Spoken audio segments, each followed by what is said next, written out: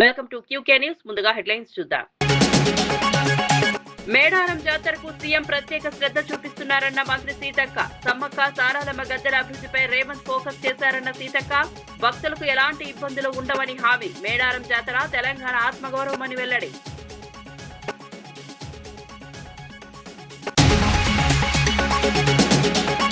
మహిళలు ఉద్యోగాలిచ్చే స్థాయికి ఎదగాలన్న మంత్రి అనిత. మహిళా భద్రతా ఉపాధిపై ప్రత్యేక దృష్టి పెడతామని వెల్లడి. నైపుణ్యాలతో మహిళల నాయకత్వానికి అనిత పిలుపు. మహిళల అభివృద్ధి సమాజ అభివృద్ధి అన్న అనిత.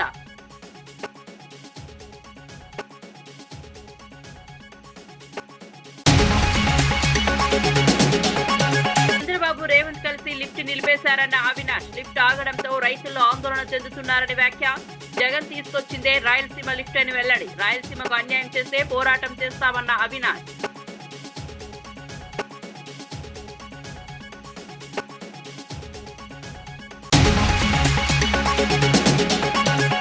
రాయలసీమ లిఫ్ట్ నిలిచిపోవడానికి జగన్ కారణమన్న సవిత. అనుమతులు నిధులు లేకనే పనులు ఆగాయని వ్యాఖ్య. రాయలసీమ అభివృద్ధికి ప్రభుత్వం కట్టుబడి ఉందని వెల్లడి. రాజకీయ ఆరోపణలతో ప్రజలను మభ్యపెట్టవద్దని వ్యాఖ్య.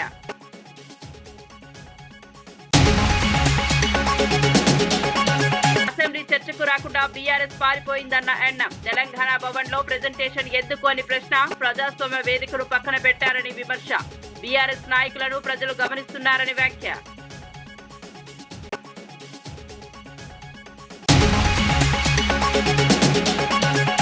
ప్రస్తుత కాంగ్రెస్ ప్రభుత్వ పాలనపై శాసనసభ స్పీకర్, శాసనమండలి చైర్మన్ ఇద్దరు బహిరంగంగానే విమర్శలు చేశారని ప్రతిపక్ష నేతలు పేర్కొన్నారు. ఉప ముఖ్యమంత్రి చెప్పిన అంశాలు వాస్తవానికి భిన్నమని సభలో ప్రశ్నించారని తెలిపారు. ట్రాన్స్ఫార్మర్లు కాలిపోతున్నా పట్టించుకోవడం లేదని, ప్రభుత్వ ఆసుపత్రుల్లో డాక్టర్లు లేరని, విద్యా వ్యవస్థ నిర్వీర్యమైపోయిందని సభాపతులే చెప్పడం గమనార్హమన్నారు. ఇది ప్రభుత్వ వైఫల్యానికి నిదర్శనమని విమర్శించారు. ప్రజలకు మౌలిక సేవలు అందించడంలో ప్రభుత్వం పూర్తిగా విఫలమైందని ఆరోపించారు. పాలకులు ప్రకటనలకే పరిమితమై క్షేత్రస్థాయిలో సమస్యలు పరిష్కరించడంలో నిర్లక్ష్యం చేస్తున్నారని మండిపడ్డారు. ఇలాగే కొనసాగితే ప్రజల ఆగ్రహం తప్పదని ప్రతిపక్ష నేతలు హెచ్చరించారు. తీరును అసెంబ్లీని తయారు చేసే ప్రయత్నం చేశారు. కాబట్టి ఈ ప్రజెంటేషన్ విషయంలో కూడా వింత వింత వింత ఒక మార్పు కనపడ్డది. ఇదే పవర్ పాయింట్ ప్రజెంటేషన్ గతంలో బీఆర్ఎస్ హయాంలో కేసీఆర్ గారి నాయకత్వంలో ప్రజెంటేషన్ ఇస్తా అంటే ఇది విరుద్ధం, మన ఏది సభా సాంప్రదాయాలకు విరుద్ధం, ఇది చట్టంలో ఎక్కడ లేదు, ఎంతమంది ఎప్పుడు చేయలేదు, ఇది చేయొద్దు, ఇది రాజ్యాంగానికి స్ఫూర్తిగా ఎన్నో మాటలు చెప్పారు. అప్పుడు అన్నీ కూడా ప్రజెంటేషన్ ఇస్తే రాజ్యాంగ విరుద్ధం అని చెప్పేసి ఆ రోజు లిఖితపూర్వక లేఖ ఇచ్చినారు. ఆ రోజు పిసిసి అధ్యక్షుడు ఉన్నటువంటి మన ఉత్తమ్ కుమార్ రెడ్డి గారు వారి జానారెడ్డి గారి సంతకాలు పెట్టి లెటర్ ఇచ్చినారు. ఆ రోజు ప్రజెంటేషన్ ఇవ్వకూడదు అని, ఇస్తే చట్ట విరుద్ధం అని చెప్పేసి, రాజ్యాంగ విరుద్ధం అని చెప్పేసి ఇచ్చినారు. కానీ ఈరోజు వారి అధికారంలోకి వచ్చిన తర్వాత అది చట్టానికి లోబడిగా లేదే, అది న్యాయం అయిపోయింది. మేము వద్దని చెప్పలేదు.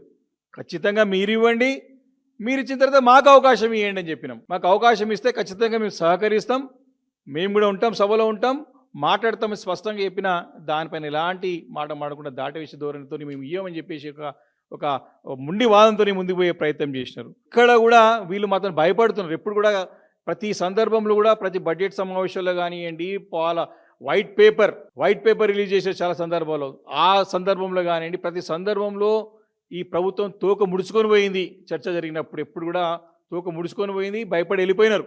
మరి ఈ సందర్భంలో కూడా ఖచ్చితంగా మళ్ళీ పవర్ పాయింట్ ప్రజెంటేషన్ వీరికి అవకాశం ఇస్తే మళ్ళీ మమ్మల్ని నిలదీస్తారని చెప్పేసి ఉద్దేశంతో భయపడి మాకు ఇవ్వకుండా మమ్మల్ని బయటికి పంపించే ప్రయత్నం చేసి ముఖ్యమంత్రి గారు దుర్భుషలాడి మరీ స్పీకర్ గారు వేదికపై వారి స్థానంలో ఉండి కూడా నేను ముఖ్యమంత్రి గారిని ఏమంటే నేను మీకు ఆ మైక్ ఏనని చెప్పేసి ఓపెన్గా బాహాటంగా అన్న తీరుని తెలంగాణ రాష్ట్రం అంతా ప్రజలందరూ చూసిన సంగతి గుర్తు చేస్తూ ఉన్నాను. ఈ యొక్క సభలంతా కూడా, ఈ జరిగిన శాసనసభ అంతా కూడా 5 రోజులంతా కూడా కేసీఆర్ గారు సెంట్రిక్గానే జరిగింది. నాకు తెలిసి ఈ ప్రభుత్వంలో మంత్రులకు ఒకరి మీద ఒకరు నమ్మకం ఉందో, ఒకరి మీద ఒకరు కాన్ఫిడెన్స్ ఉందో, అసలు ఒకరొకరు వాళ్ళకి అసలు ఉందో లేదో తెలియదు. కానీ కేసీఆర్ గారిని తిట్టడం మాత్రం అందరూ ఒకటవుతారు. ఆయన నాకు తెలిసి ఒకరికొకరు మంత్రులకి సయ్యద్దు లేదు, ఏం లేదు. కానీ కేసీఆర్ గారిని చూపెట్టి ముఖ్యమంత్రి గారు తన బండి నడిపించుకుంటూ ముందు పోతుంటే స్పష్టంగా కనపడుతోంది. రాయలసీమ ఎత్తిపోతల పథకాన్ని Telangana CM Revanth Reddy, AP CM Nara Chandrababu Naidu కలిసి నిలిపివేశారని కడప ఎంపీ వైఎస్ అవినాష్ రెడ్డి తీవ్ర ఆరోపణలు చేశారు. ఈ విషయం వెలుగులోకి వచ్చినప్పటి నుంచి రైతుల్లో ఆందోళన పెరిగిపోయిందన్నారు. రైతుల సమస్యలను ప్రభుత్వం దృష్టికి తీసుకెళ్లేందుకే సమావేశాలు వెళ్లామని, కానీ అక్కడ సమస్యలు వినకుండా ఎదురుదాడి చేశారని మండిపడ్డారు.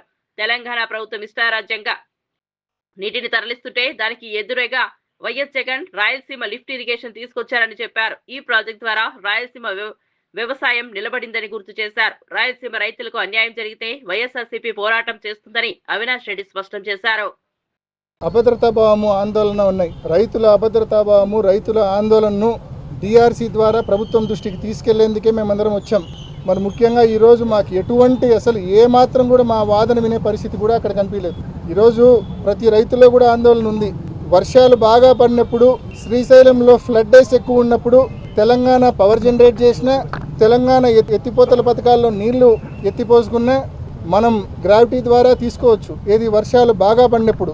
ఫ్లడ్ డేస్ దాదాపు 180 రోజులు ఫ్లడ్ డేస్ ఉన్నప్పుడు ఇది సాధ్యం. కానీ ఫ్లడ్ డేస్ తక్కువ ఉన్నప్పుడు మన పరిస్థితి చాలా ఘోరంగా ఉంటుంది. మన ప్రాంతానికి 111 టీఎంసీలు రావాలా, ఎస్ఆర్బీసీకి సంబంధించి 19 టీఎంసీలు రావాలా, తెలుగుగంగకు సంబంధించి 39 టీఎంసీలు రావాలా, జిఎన్ఎస్ఎస్కి సంబంధించి 38 టీఎంసీలు రావాలా, చెన్నై డ్రింకింగ్ వాటర్కు 15 టీఎంసీలు రావాలా, కేసీ కెనాల్ ఏదైతే ఇక్కడ మనం శ్రీశైలం నుంచి మనం తీసుకుంటామో దానికి 10 టీఎంసీలు రావాలా, మొత్తం 111 టీఎంసీలు నీళ్ళు మనకు రావాలా. మొత్తం కేసీ కెనాల్ రైతాంగం, జిఎన్ఎస్ఎస్ కింద ఆయకట్టు రైతాంగం, తెలుగుగంగ ఆయకట్టు అంటే బ్రహ్మం సాగరు, SR1, SR2 రైతాంగం, ఇన్ని లక్షల మంది రైతులు వీటి మీద ఆధారపడి ఉన్నారు. మరి ఇంత పెద్ద అంశాన్ని ఏమాత్రం అంటే మేము చర్చ మొదలు పెడితే 2 నిమిషాలు మా వాదన వింటనే రివర్స్ ఎదురుదాడికి మళ్ళా మేము సమాధానం ఇస్తే డైవర్షను. కేవలం ఎదురుదాడి, డైవర్షన్ తప్ప ఏమీ లేదు ఇక్కడ. ఏ సమస్యలు ఏవనైతున్నా ఇంతే. మరి ఈ డిఆర్సీ మీటింగ్లు ఎందుకో మరి అర్థం కాని పరిస్థితి. ఇప్పుడు రాష్ట్రాలు 2 అయిపోయిన తర్వాత తెలంగాణ ప్రభుత్వం వాళ్ళ ఇష్టం వచ్చినట్టు వాళ్ళు పవర్ జనరేషన్ చేస్తూ ఉన్నారు. వాళ్ళ ఇష్టం వచ్చినట్టు వాళ్ళు లెఫ్ట్ కెనాల్ నుంచి మరి ఎత్తిపోతల పథకాలు నిర్మించుకుంటూ పోతూ ఉన్నారు. మరి అదే జరిగితే మనకు హక్కుగా రావాల్సిన నీళ్లు, మనకు అలొకేషన్ చేయబడ్డ 111 టీఎంసీల నీళ్లు మనం డ్రా చేసుకోవడం అనేది అసాధ్యమైన పరిస్థితి వస్తుంది. కాబట్టి చదరంగంలో ఎత్తుకు పై ఎత్తు ఎలా వేస్తారో తెలంగాణ ప్రభుత్వం ఎత్తులకు పై ఎత్తు జగన్మోహన్ రెడ్డి గారు వేసి వాళ్ళ అనుమతులు లేకుండా ప్రాజెక్టులు ఏ రకంగా ముబ్బడిగా కట్టి నీళ్లు ఎత్తిపోసే ప్రయత్నం చేశారో మనం కూడా రాయలసీమ ఎత్తిపోతల పథకం ద్వారా రోజుకు 3 టీఎంసీల నీళ్లు 800 అడుగుల్లోనే రోజుకు 3 టీఎంసీల నీళ్లు తీసుకొని తద్వారా మన ప్రాంత రైతాంగం యొక్క ఇంట్రెస్ట్ ను, మన ప్రాంత వ్యవసాయాన్ని ప్రొటెక్ట్ చేయాలని చెప్పి జగన్మోహన్ రెడ్డి గారు 2020లో దాదాపు ఆ ప్రాజెక్టు మొదలుపెట్టి ఎన్ని ఇబ్బందులు వచ్చినా దాదాపు 950 కోట్ల రూపాయలు ఆ ప్రాజెక్టు కోసం ఖర్చు కూడా చేయడం జరిగింది. మేము ఇవాళ డిఆర్సీ మీటింగ్ లో అడిగింది ఒకటే, మీరేం చేసినారు అని చెప్పి మమ్మల్ని క్వశ్చన్ చేసినారు వాళ్ళు. మేము ఒకటే చెప్పినాం, జగన్మోహన్ రెడ్డి గారు ఈ ప్రాజెక్టు ఉద్దేశం ఎక్స్ప్లెయిన్ చేసిన తర్వాత ఈ ప్రాజెక్టు కోసము ఈ పునాదిరా వేసిన తర్వాత 950 కోట్ల రూపాయలు మేము ఏం చేసినాము, ఈ నుంచి మీరు ముందుకు తీసుకెళ్ళండి, ఆ దిశగా మాకు స్పష్టమైన హామీ ఇవ్వండి ప్రభుత్వం తరపున అంటే ఆ హామీ మాత్రం ఇవ్వరు. చంద్రబాబు నాయుడుకు ప్రజల కంటే స్వార్థ ప్రయోజనాలే ముఖ్యమని వైఎస్ఆర్సీపీ నేత నరేన్ రామోజన్ రెడ్డి విమర్శించారు. ఎరువుల నుంచి రైతు భరోసా వరకు ఏ పథకం సరిగా అమలు కావడం లేదని ఆరోపించారు. రైతులు ఇబ్బందులు పడుతున్నా ప్రజలు స్పందించడం లేదన్నారు. వైఎస్ఆర్సీపీ హయాంలో రైతు సంక్షేమానికి ప్రాధాన్యం ఇచ్చామని గుర్తు చేశారు. ప్రస్తుతం పంట నష్టాలు, ఎరువుల కొరతతో ప్రజలు తీవ్ర ఇబ్బందులు ఎదుర్కొంటున్నారని తెలిపారు. ఈ పరిస్థితులకు పూర్తి బాధ్యత ప్రభుత్వానిదేనని పేర్కొన్నారు. రైతు సమస్యలపై నిర్లక్ష్యం కొనసాగితే ప్రజా ఉద్యమాలు తప్పవని నరేన్ రామోజన్ రెడ్డి హెచ్చరించారు. ఒకవేళ పంట నష్టపోతే దానికి ఇన్సూరెన్స్ వచ్చే పరిస్థితి లేదు. ఒకవేళ ఎప్పుడన్నా కానీ ఇచ్చినారంటే 6 నెలలకు 8 నెలలకు ఇస్తారు. అంటే నీకు గాయం తగిలింది ఎప్పుడు, నువ్వు కట్టుకడతానేది ఎప్పుడు. అది ఈ కూటమి ప్రభుత్వం. దయచేసి ప్రజలు కూడా గమనించండి అని చెప్పి తెలియజేసుకుంటూ, రాయలసీమ ఎత్తిపోతల పథకం నిలిచిపోవడానికి ప్రధాన కారణం వైఎస్ఆర్సీపీ అధినేత వైఎస్ జగన్మోహన్ రెడ్డేనని మంత్రి సవిత విమర్శించారు. ప్రాజెక్టుల విషయంలో గత ప్రభుత్వం నిర్లక్ష్యం చేసిందని ఆరోపించారు. అవసరమైన అనుమతులు, నిధుల వ్యవస్థీకరణ చేయకపోవడంతో పనులు ముందుకు సాగలేదన్నారు. ప్రస్తుత ప్రభుత్వం రాయలసీమ అభివృద్ధికి కట్టుబడి ఉందని తెలిపారు. రైతులకు సాగునీరు అందించడమే లక్ష్యంగా ప్రాజెక్టులను పునఃసమీక్ష చేస్తున్నామని చెప్పారు. రాజకీయ ఆరోపణలతో ప్రజలను తప్పుదోవ పట్టించవద్దని హితవు పలికారు. రాయలసీమకు న్యాయం చేసే బాధ్యత తమ ప్రభుత్వానిదేనని మంత్రి సబిత స్పష్టం చేశారు. కానీ వైసీపీ పార్టీ ప్రజాప్రతినిధులకు కానీ కడప జిల్లా ప్రజలపై ప్రేమ కానీ బాధ్యత కానీ నిబద్ధత కానీ ఉంటే మరి ఈరోజు డిఆర్సీ మీటింగ్ జరుగుతుంది. వాళ్ళు విని జిల్లా అభివృద్ధి కోసం వాళ్ళ సూచనలు, సలహాలు, అధికారులు ఎక్కడ పనిచేయలేదు ఏంటో మేము అధికార పక్షంలో ఇన్ఛార్జ్ మంత్రిగా నేను ఇక్కడ కూర్చున్నా. మరి అది మాట్లాడాలి. రాయలసీమ ఎత్తిపోతల పథకం మరి ఏం జరుగుతోంది, మీరు జరుపుతారా లేదా అని అన్నారు. నిమ్మల రామానాయుడు గారు రాయలసీమ పథకం వృధా అని అన్నారు అని అవినాష్ రెడ్డి గారు చెప్తున్నారు. నిమ్మల రామానాయుడు గారు రాయలసీమ ఎత్తిపోతల పథకం వృధా అని చెప్పలేదు. క్లారిటీగా ఉంది. 2,745 కోట్ల రూపాయలు అనుమతులు తీసుకోకుండా మీ పెద్దిరెడ్డి రామచంద్రరెడ్డి గారు వర్కుల కోసం ప్రజల సొమ్ము వృధా చేశారన్న విషయం నిమ్మల రామానాయుడు గారు చెప్తున్నారు. మరి 2020లోనే ఆగిపోయింది. మరి ఎవరున్నారని ఆయన్ని అడిగాము. అవినాష్ రెడ్డి గారి దగ్గర జవాబు లేదు. మీరు చేసేకి చేత కాక ఈరోజు కూటమి ప్రభుత్వం పైన, చంద్రబాబు నాయుడు పైన దుష్ప్రచారం చేస్తున్నారు. క్లారిటీగా మేము చెప్తున్నాం. అవినాష్ రెడ్డి గారు మీరు ఎన్ని బెదిరించినా, జగన్మోహన్ రెడ్డి గారు కాంట్రాక్టర్లు బెదిరించినా, మరి పోలీస్ డిపార్ట్మెంట్ బెదిరించినా, రెవెన్యూ డిపార్ట్మెంట్ బెదిరించినా, లెటర్లు రాసి ఆంధ్ర రాష్ట్రానికి నిధులు ఇవ్వద్దని చెప్పినా ఆంధ్రప్రదేశ్ అభివృద్ధిలో ఆగదన్న విషయం కూడా మీకు తెలియజేస్తున్నాం. కోనసీమ జిల్లా ఇరుసు మండలంలో జరిగిన ఓఎన్జీసీ బ్లో అవుట్ ఘటనపై కలెక్టర్ మహేష్ కుమార్ తాజా సమాచారం ఇచ్చారు. మొదటి రోజుతో పోలిస్తే మంటల తీవ్రత కొంతమేర తగ్గిందని తెలిపారు. పరిస్థితిని నిరంతరం పర్యవేక్షిస్తున్నామని, అగ్నిమాపక చర్యలు కొనసాగుతాయని చెప్పారు. ఇప్పటి వరకు ప్రాణ నష్టం జరగలేదని స్పష్టం చేశారు. స్థానిక ప్రజలను సురక్షిత ప్రాంతాలకు తరలించి అవసరమైన సహాయం అందిస్తున్నామని తెలిపారు. నిపుణుల సహకారంతో పరిస్థితిని పూర్తిగా నియంత్రణలోనికి తీసుకొచ్చే ప్రయత్నం జరుగుతోందన్నారు.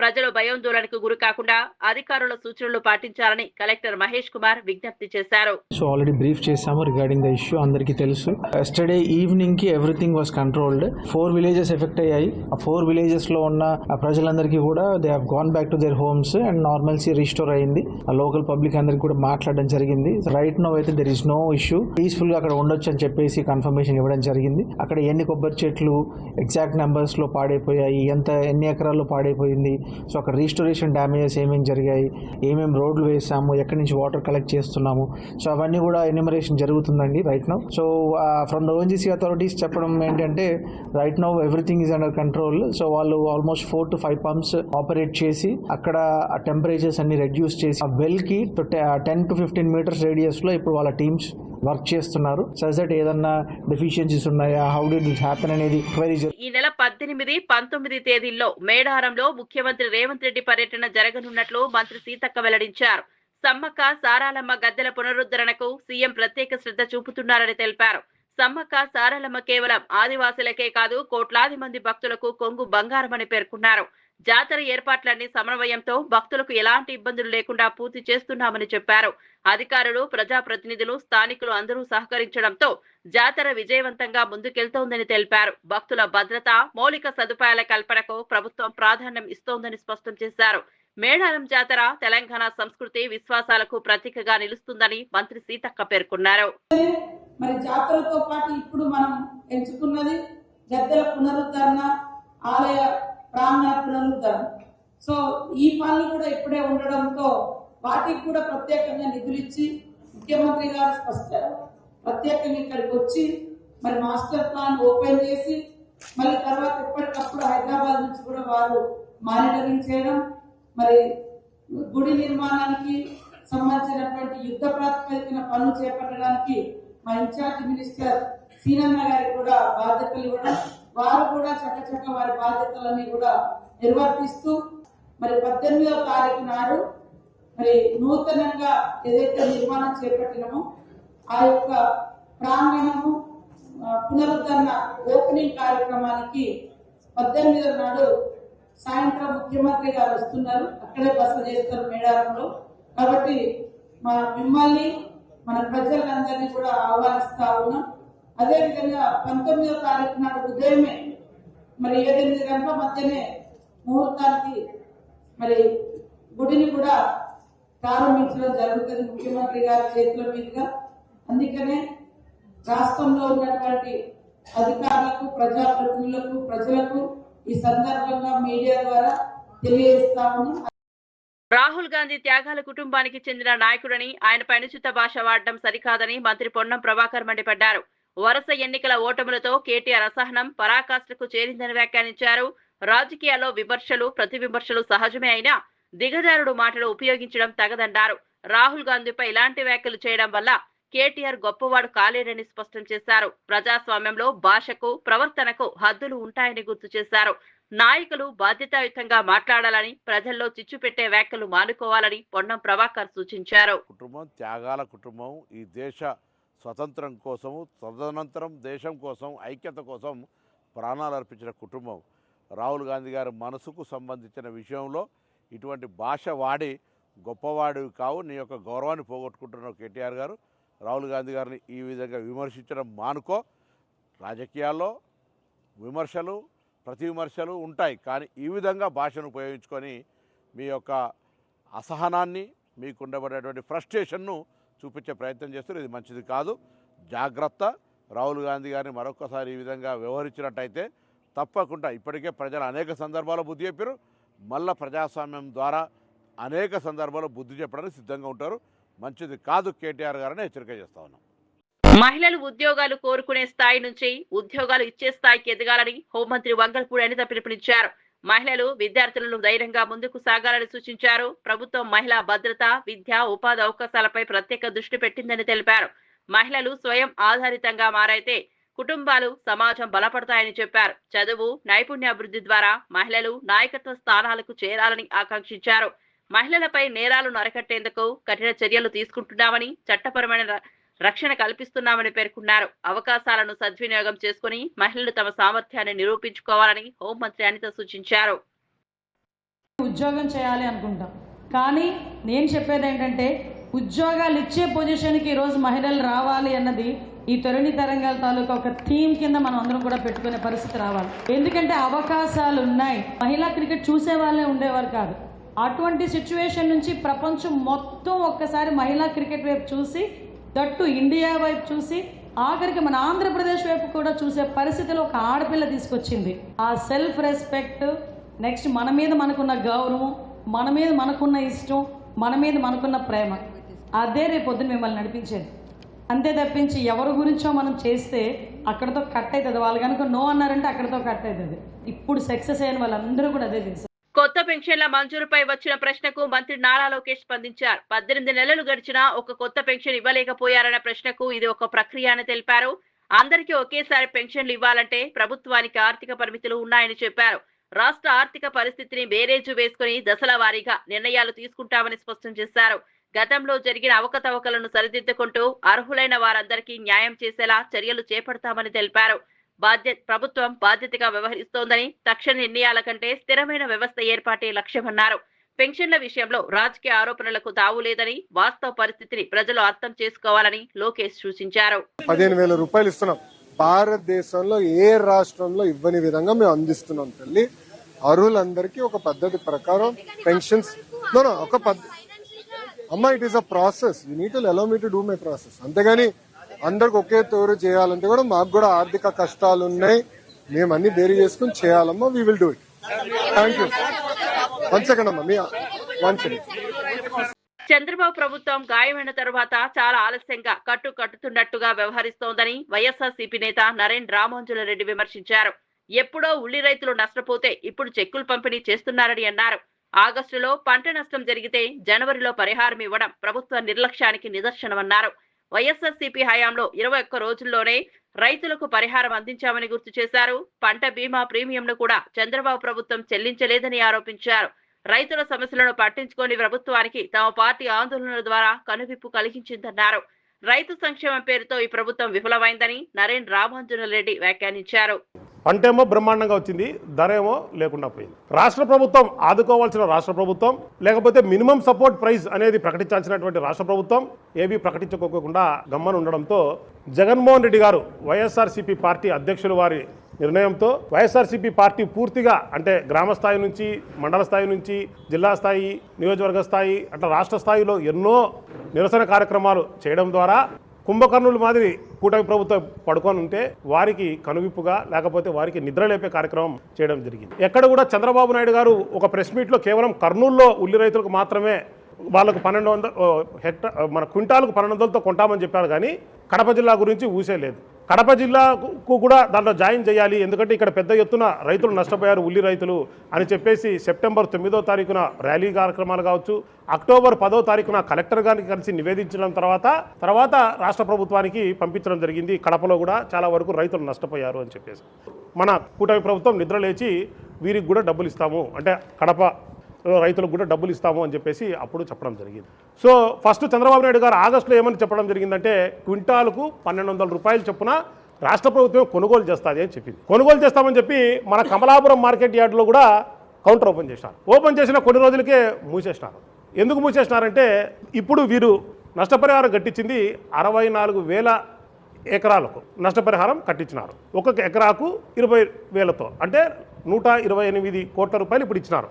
సో మామూలుగా అట్లా తీసుకున్నా కానీ 1,200 ఒక్కొక్క క్వింటాలకు ఇస్తారంటే 64,000 ఎకరాలకు ఒకవేళ ఆ డబ్బుతో కన్నా వాళ్ళు చెల్లించింటే దగ్గర 600 కోట్ల రూపాయలు రాష్ట్ర ప్రభుత్వం ఇవ్వాల్సిన పరిస్థితి. 600 కోట్లు ఇవ్వాల్సి వస్తుందని చెప్పేసి అప్పుడు దానికి కౌంటర్లన్నీ చుట్టేసేసి హెక్టార్కు 50,000 ఇస్తాం అంటే ఎకరాకు 20,000 ఇస్తామని చెప్పేసి చెప్పడం జరిగింది. సరే ఎప్పుడన్నా కానీ మనకి ఎవరికైనా కానీ దెబ్బ తగిలితే ఇమీడియట్గా దానికి మందు పూస్తే కనీసం ఎంతో కొంత ఉపశమనం కలుగుతుంది ఆ దెబ్బ తగిలిన వ్యక్తికి. పంట నష్టమేమో జరిగింది ఆగస్టులో, డబ్బు ఇచ్చిందేమో చూస్తే జనవరిలో. అది కూడా కొద్ది మంది రైతులకే డబ్బులు చెల్లించడం జరిగింది. ఇంకొక విషయం ఏమిటంటే గతంలో ఇదే 2022-23 సీజన్లో ఖరీఫ్ సీజన్లో మన సేమ్ ఉల్లి పంట నష్టం జరిగితే అదే వియ్యనపల్లిలో 21 రోజులలో 4 కోట్ల పైచీలకు డబ్బులు ఒక వియ్యనపల్లి మండలానికే తెచ్చిచ్చినారు. ఇంకొకటి ఏమిటంటే జూన్లో వేసిన వాళ్ళకి మాత్రమే డబ్బులు ఇవ్వడం జరిగింది. అంటే జూన్లో ఉల్లి పంట సాగు చేసిన వారికి మాత్రమే డబ్బులు ఇవ్వడం జరిగింది. జూలై నెలలో ఆగస్టు నెలలో వాళ్ళు ఒకవేళ పంట పెట్టుకోరంటే వాళ్ళకు డబ్బులు రాలేదు, వారికి నష్టమే మిగిలింది. ఇప్పటికి కూడా యూరియా కావాలంటే 100 రూపాయలు ఎక్స్ట్రా పెట్టి కొనాలా, కాంప్లెక్స్ ఎరువులు కావాలంటే బస్తాకు 400 నుంచి 500 రూపాయలు ఎక్స్ట్రా పెట్టి కొనాలా. అన్నదాత సుఖీబాబా ఫస్ట్ సంవత్సరానికి పూర్తిగా ఎత్తేయడం జరిగింది. రైతు భరోసా కేంద్రాలు అనేవి పూర్తిగా నిర్వీర్యం కాబడ్డాయి. దాంట్లో ముందు గతంలో ఎరువులు పురుగు మందులు అన్నీ దొరికే పరిస్థితి ఉంటే ఈరోజు దాంట్లో సగం కంటే సగం పైన స్టాక్ దొరికే పరిస్థితి లేదు. అది ఈరోజు రైతుల పట్ల ఈ కూటమి ప్రభుత్వానికి ఉన్నటువంటి ప్రేమ. మరి నిన్న మంత్రి గారు అంటున్నారు ఈయన రైతు పక్షపాత ప్రభుత్వం అని చెప్పి. రైతు పక్షపాత అయితే మరి ఎన్ని పట్టించుకోకుండా ఏ రకంగా కూటమి ప్రభుత్వం పాలన చేస్తుందో దయచేసి రైతులు కూడా ఒకసారి ఆలోచన చేయాలా. ప్రధానమంత్రి ఫసల్ బీమా యోజన ఈ పథకం కింద ఇది 2016 ఫిబ్రవరి 18వ తారీఖున కేంద్ర ప్రభుత్వం నరేంద్ర మోడీ గారు ఈ పథకాన్ని లాంచ్ చేయడం జరిగింది. ఈ పథకం యొక్క ముఖ్య ఉద్దేశం నీళ్ల విషయంలో తెలంగాణకు సీఎం అన్యాయం చేస్తున్నారంటూ అసెంబ్లీ సమావేశాలు పెట్టాలని డిమాండ్ చేసిన బీఆర్ఎస్ సమావేశాలు పెట్టిన తర్వాత చర్చకు రాకుండా పారిపోయిందని ఎమ్మెల్యే ఎన్ఎం శ్రీనివాసరెడ్డి విమర్శించారు. అసెంబ్లీలో చర్చకు రాకుండా తెలంగాణ భవన్లో ప్రెజెంటేషన్ ఇవ్వడం ఏంటని ప్రశ్నించారు. ప్రజాస్వామ్య వేదిక అయిన అసెంబ్లీని పక్కన పెట్టి ఇలా వ్యవహరించడం బాధ్యత రాహిత్యమన్నారు. నీటి సమస్యలపై నిజంగా చిత్తశుద్ధి ఉంటే సభలో చర్చకు రావాలని సూచించారు. బీఆర్ఎస్ తీరును ప్రజలు గమనిస్తున్నారని, ఇటువంటి రాజకీయాలు ఎక్కువ కాలం నడవవని ఎన్ఎం శ్రీనివాసరెడ్డి వ్యాఖ్యానించారు. అర్హత లేదు ఆ స్థానానికి అని చెప్పి తెలంగాణ ప్రజలు అనుకుంటా ఉన్నారు. వాళ్ళే ఛాలెంజ్ చేస్తారు. కేసీఆర్ గారు 2 సంవత్సరాల తర్వాత బయటికి వచ్చి తేల్చుకుందామంటారు, లెక్కలు చూద్దామంటారు. నీళ్ళ దోపిడీ జరిగింది, దాంట్లో గవర్నమెంట్ పాత్ర ఉంది, రేవంత్ రెడ్డి గారు ఏం పనిచేస్తలేరు అని అంటారు. తీరా మొత్తం కూడా సభలో రుజువులతో సహా పెట్టడానికి అధికార పక్షం నిర్ణయించుకుంటే సభలో మాట్లాడకుండా పోయి భవనంలో పవర్ పాయింట్ ప్రజెంటేషన్ చేస్తూ అంటారు. ఇదెక్కడి అన్యాయం, ఇదెక్కడి విపరీతమైన ఆలోచన పద్ధతి మాకైతే అర్థం కావట్లే. వార్తలు ముగించే ముందు ముఖ్యాంశాలు మరోసారి. మేడారం జాతరకు సీఎం ప్రత్యేక శ్రద్ధ చూపిస్తున్నారన్న మంత్రి సీతక్క. సమ్మక్క సారాలమ్మ గద్దెల అభివృద్ధిపై రేవంత్ ఫోకస్ చేశారన్న సీతక్క. భక్తులకు ఎలాంటి ఇబ్బందులు ఉండవని హామీ. మేడారం జాతర తెలంగాణ ఆత్మగౌరవమని వెల్లడి.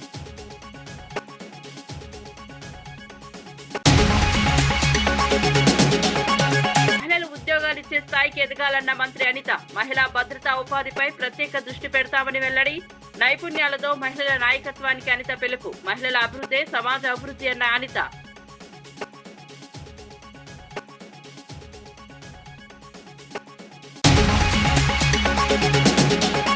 చంద్రబాబు రేవంత్ కలిసి లిఫ్ట్ నిలిపేశారన్న అవినాష్. లిఫ్ట్ ఆగడంతో రైతుల్లో ఆందోళన చెందుతున్నారని వ్యాఖ్య.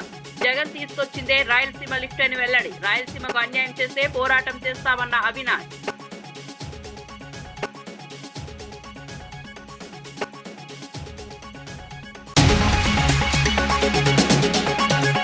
రాయలసీమ లిఫ్ట్ నిలిచిపోవడానికి జగన్ కారణమన్న సవిత. అనుమతులు నిధులు లేకనే పనులు ఆగాయని వ్యాఖ్య.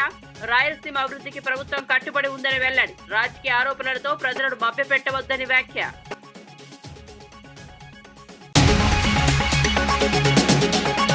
అసెంబ్లీ చర్చకు రాకుండా బీఆర్ఎస్ పారిపోయిందన్న ఎన్ఎం. తెలంగాణ భవన్ లో ప్రెజెంటేషన్ ఎందుకు అని ప్రశ్న. ప్రజాస్వామ్య వేదికను పక్కన పెట్టారని విమర్శ.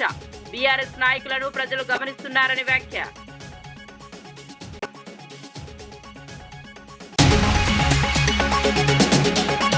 ఇవి నాటి వార్తా విశేషాలు. మరో బులెటిన్లో మళ్ళీ కలుద్దాం. నమస్కారం.